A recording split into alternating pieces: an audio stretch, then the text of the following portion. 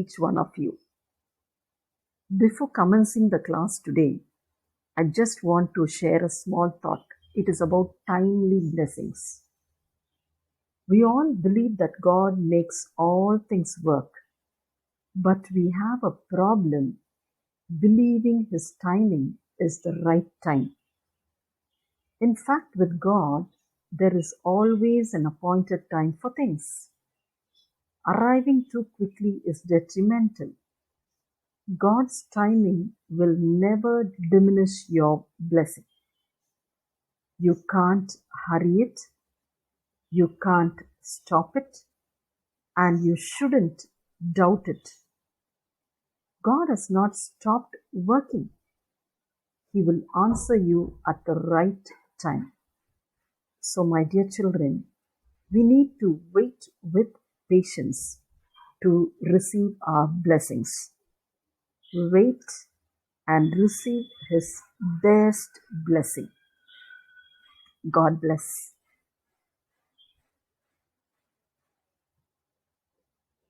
We are starting with the 4th chapter, Cost and Revenue Analysis. So in the first chapter, we studied about microeconomics. In the second chapter, we dealt with consumption analysis. In the third chapter, it was production analysis.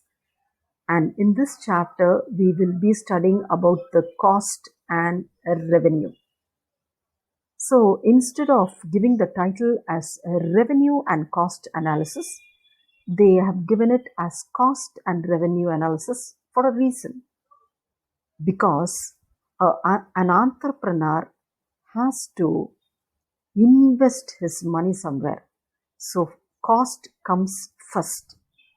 Only when he is investing his money, or only when he is spending, or only when there is a cost for production, he will be able to sell his commodities produced and make a revenue. That's why we have it as cost and revenue analysis. So what do you mean by cost and revenue? Cost and revenue analysis refers to examining the cost of production. Cost means we are talking about the cost of production. How much an entrepreneur is spending to produce a commodity.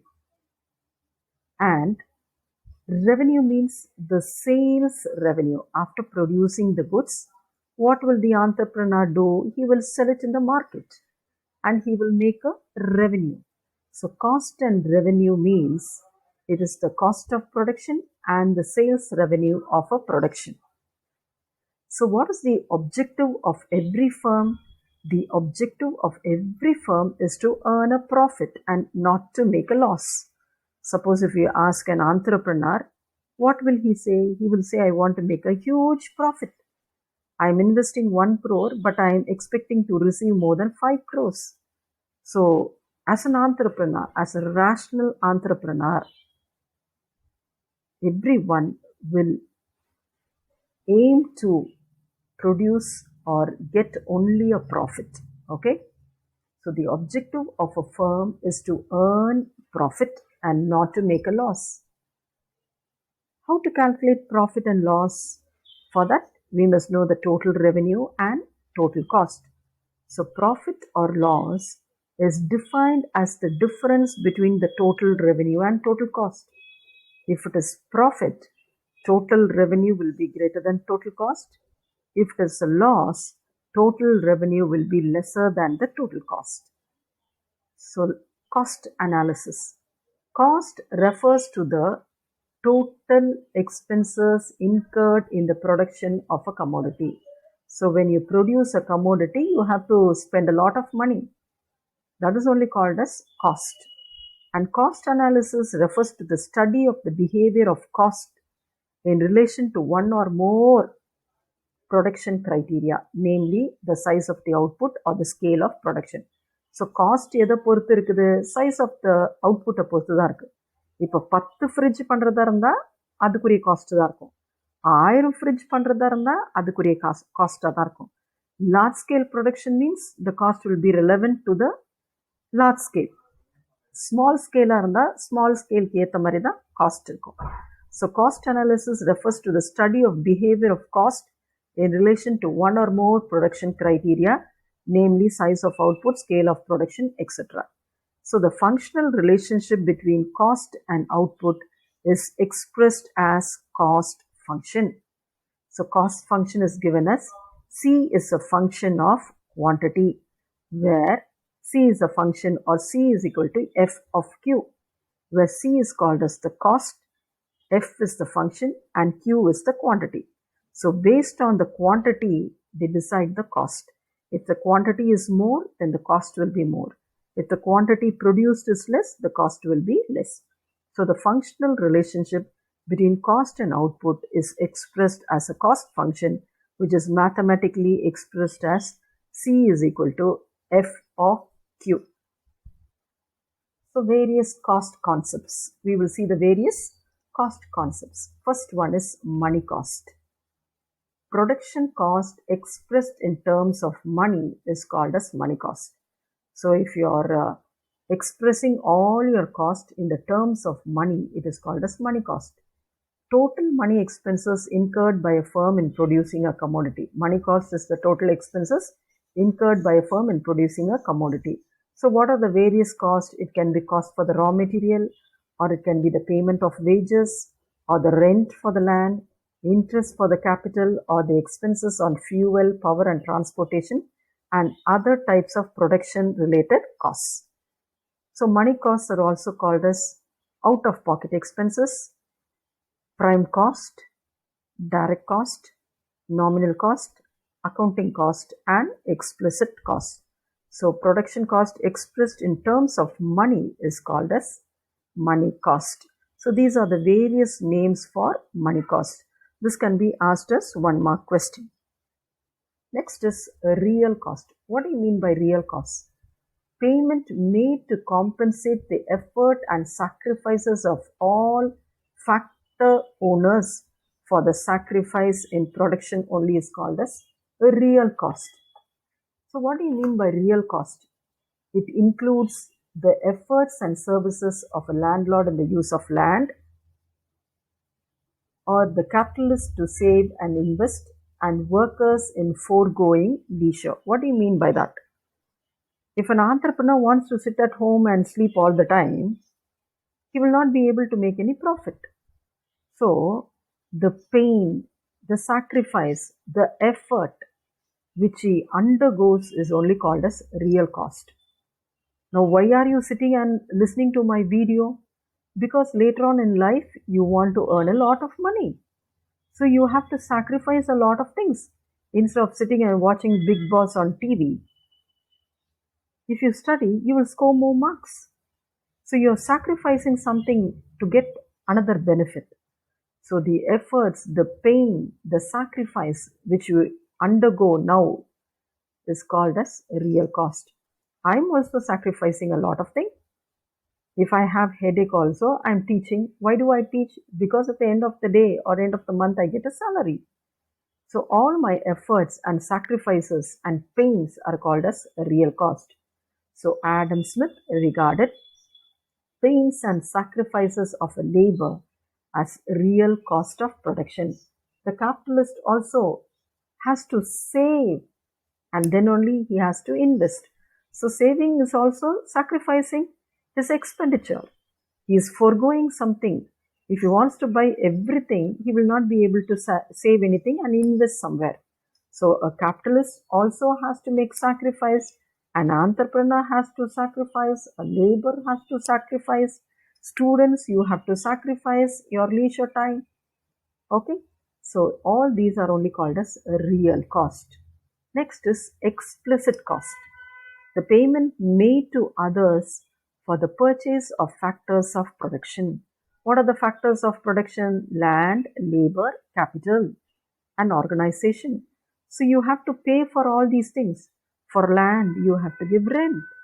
For labor, you have to give wages or salary. For capital, you have to give interest. For organization, profit. So the payment which you make for the factors of production only is called as explicit cost. It refers to the actual expenditures of the firm to purchase or hire the inputs the firm needs. It includes wages, payment for raw materials, rent for the building, etc. So the other name for explicit cost is accounting cost or out-of-pocket cost or money cost. These are the other names for explicit cost. Implicit cost. Implicit cost is also called as imputed cost. Payment made to the use of resources that the firm already owns. Suppose if Mr. X is the entrepreneur, okay? Mr. X is the entrepreneur. Mr. X wants a showroom. But the showroom is owned by Mr. X itself. Mr. X itself has a building in which he can have his showroom. So he will not pay the rent for the showroom. So that is only called as implicit cost. He already owns that factor of production. He already owns that land. Or if Mr. X himself is the director of the company, for the director's salary he need not pay because he owns the firm and he himself is the director. Such costs are called as implicit costs. Payment made to the use of resources that the firm already owns. Maybe it can be his own showroom, or he may be the director, or his son may be the director. So he need not pay it to someone because he is using his own factor of production. The imputed cost of the firm's self-owned and self-employed resources are called as implicit costs. Use of his own land, use of his own building, use of his own machinery, car, etc. Not recorded under normal accounting practices as no cash payment takes place. Here, there's no flow of cash payment. He is not paying cash to anyone outside. ஒரு டைரக்டரை வேலைக்கு வச்சா அவருக்கு சம்பளம் கொடுக்கணும். ஆனால் இவரே டைரக்டராக இருக்கிறதுனால சம்பளத்தை எடுத்து யாருக்கும் கொடுக்க வேண்டியதில்லை. இவருடைய லேண்ட்லேயே இவர் ஷோரூம் வச்சிருக்கனால இவர் ஷோரூம்க்குரிய வாடகை யாருக்கும் கொடுக்க தேவையில்லை. இதெல்லாம் ஆக்சுவலாக not recorded under normal accounting practices, but we have to record, then only you will know whether it is a profit or loss. அவருக்கே உரியதாக இருந்தால் கூட அவர் சும்மா ஒரு கணக்கு எழுதிக்கலாம், 20,000 என்னுடைய சம்பளம், 20,000 என்னுடைய லேண்டுடைய rent 10,000, but actually is not taking that 30,000, but in the records it will be there. Then only he will be able to find out whether it is a profit or loss. So this implicit cost is considered for preparing profit and loss accounts. ஃபர்முக்குரிய சொந்த ரிசோர்ஸஸை use பண்ணுறோம், அதுதான் ஆண்டர்பிரனருக்குரிய சொந்த ரிசோர்ஸஸை use பண்ணுறோம். அதனால இப்போ வெளியில் யாரையாவது ஒருத்தர் டைரக்டராக வச்சா அவருக்கு கொடுக்கணும், வெளியில் ஒரு லேண்டை வாடகைக்கு எடுத்தால் அதுக்கு காசு கொடுக்கணும். ஆனால் இந்த சூழ்நிலையில் அது கொடுக்கல, ஏன்னா எல்லாமே ஆண்டர்பிரனருடைய தான். அவருடைய ஷோரூம், அவருடைய லேண்டு, அவர் பையன்தான் டைரக்டர், அது அவரே தான் டைரக்டர். ஸோ பே பண்ண வேண்டிய அவசியம் இல்லை. Such costs are called as implicit cost. So what are economic costs? Economic cost is the summation of the explicit cost and implicit cost. So economic cost is equal to implicit cost plus explicit cost. Next is social cost. Social, the cost borne by the society due to the production of the commodity is called as social cost. So what do you mean by that? Suppose it is a residential area and Mr. X has got his factory in the residential area. Because of his factory, there is lot of air pollution and the people residing near his factory have got breathing problem, lung problem, they've got wheezing, they have got cough. This problem is because of the air pollution which was created by Mr. X factory. So when the people who are living near that factory go to the doctor, they have to shell out 500 rupees or 400 rupees or 300 rupees to give the doctor's fees or to buy the medicine. Who bears that cost? The society only bears the cost.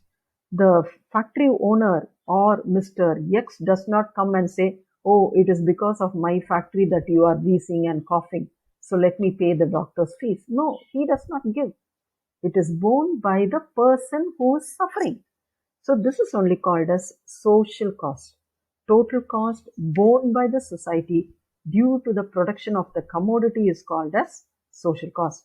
Alfred Marshall defined the term social cost to represent the efforts and sacrifices undergone by the various members of the society in producing a commodity.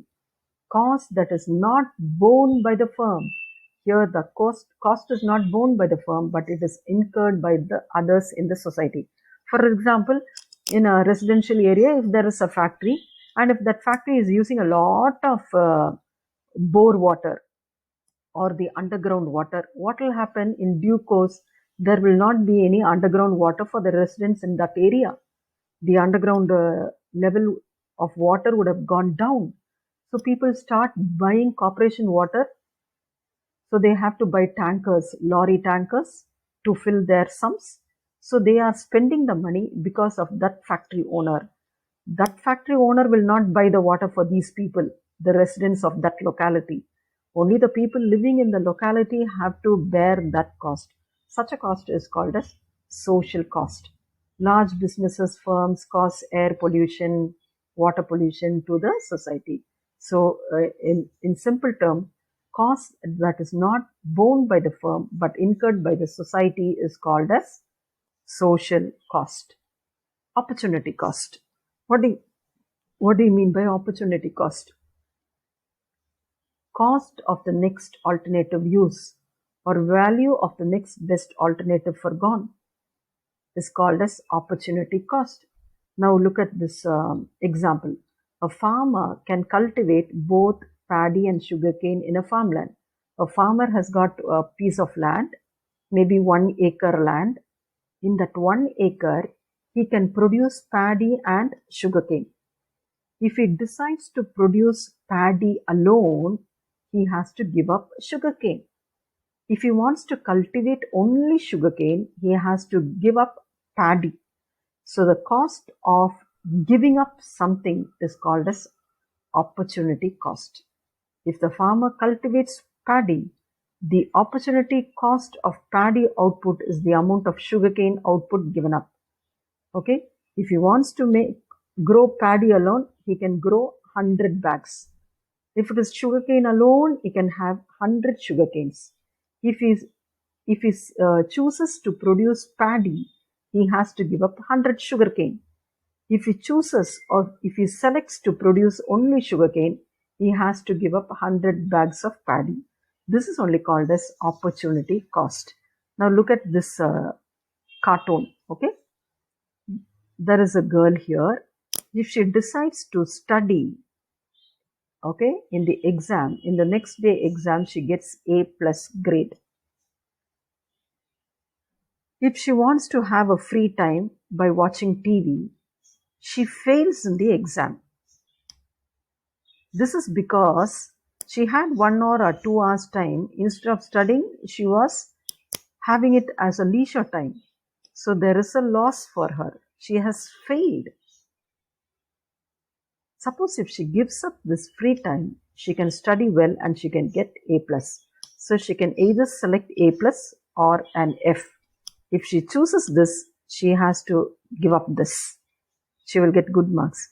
If she selects the free time, then she will not get a good score in tomorrow's test. So this is only called as opportunity cost, the value of the next best choice. Sunk cost.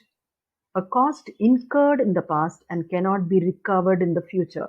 You have invested it and you cannot recover it again. That is only called as sunk cost. Prime cost. All costs that vary with output together with the cost of administration are known as prime cost. So all the variable cost plus the cost of administration together is called as prime cost. What do you mean by floating cost? All expenses that are directly associated with business activities but not with asset creation. These costs do not create assets. What are assets? A car, a building, a machine. These are only called as assets. So these expenditures do not create assets. They are just day-to-day expenses. Payment of wages to workers, transportation charges, fee for power and administration. So it does not include the purchase of raw materials as it is a part of current assets. So all expenses that are directly associated with the day-to-day business activities, but they do not create any assets, are called as floating costs. So what do you mean by variable costs? The name itself implies it varies. The cost varies with the level of output. These costs vary with the level of output.